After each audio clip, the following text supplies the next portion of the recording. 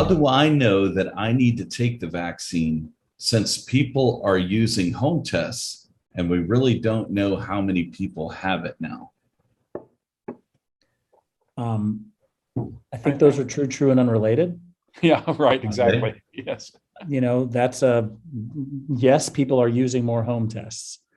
That means that we don't actually have a great idea of what's happening epidemiologically in the community. We don't know test positive.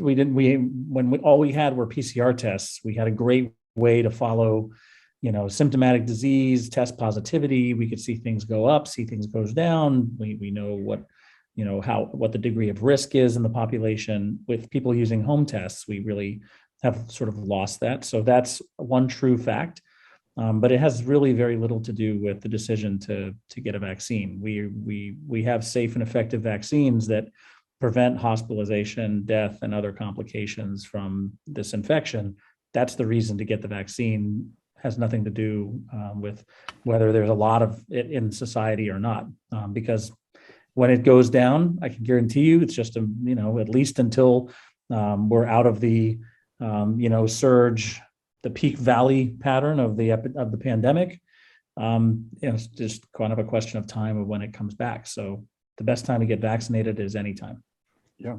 Yeah. No, I would just reiterate that. And I'd also say that no matter what your COVID status is, everybody should get at least one shot, right? If you haven't had any, get at least one.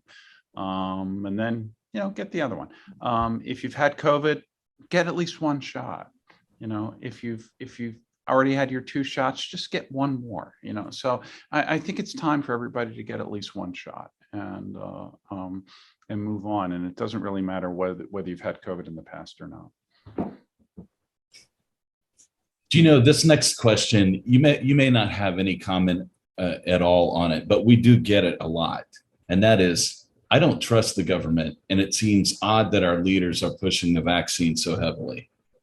Yeah, well, I don't trust the government either. So I work for the government. But yeah. So I think we've heard that from both sides, right?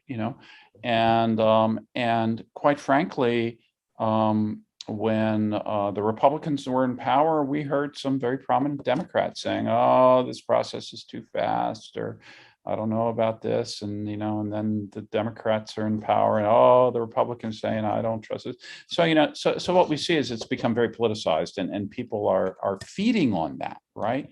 And so I think it's important that people be aware of that, and be aware that there are people who will spread misinformation and put doubt and feed that discomfort with that we may have with with our institutions to their own ends. All right. And what we're trying to do is we're trying to be completely honest with you.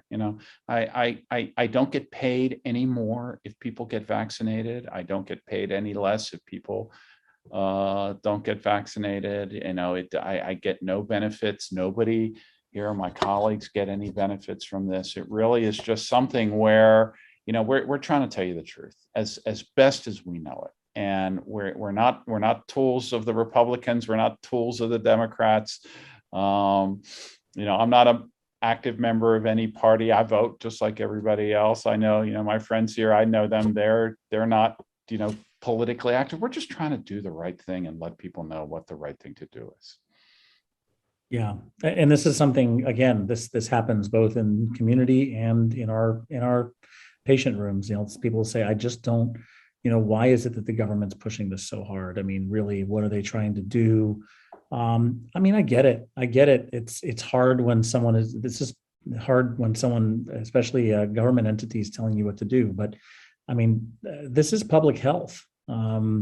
Vaccination is one of the things that has actually prolonged the longevity of our species on this planet, right? The development of vaccines has been one of the advances that has made it so you don't die in your 40s from typhoid or from yellow fever or from other diseases. It's one of the things that has really prolonged the longevity of our species. It's helped us to be on this planet, and public health. I mean, all of the things that, on their way to the doctor's appointment, I asked them, I said, They say, are they, I don't trust the government. I don't trust them to give me the vaccine. I said, okay, did you stop at the red light? Did you put on your seatbelt?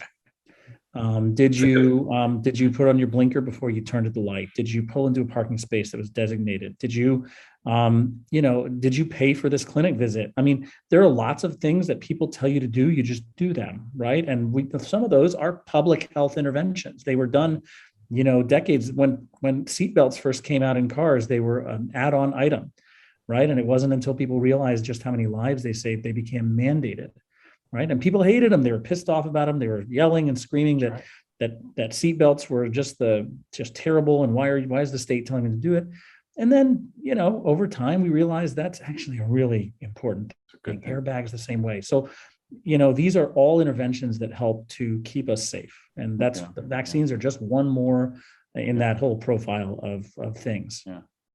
Yeah. So how many people have died from polio or had polio? That's right. How many people do you know that have died from tetanus? How many people do you know that have died from rabies? And on and on and on. And there's a reason for that. Okay. And let me tell you, these vaccines, these COVID vaccines, they're better than those vaccines. They've been more meticulously made and better studied. We know more about them than we know about some of these vaccines that have been around for 100 years, because 100 years ago, we didn't study things the way we did now.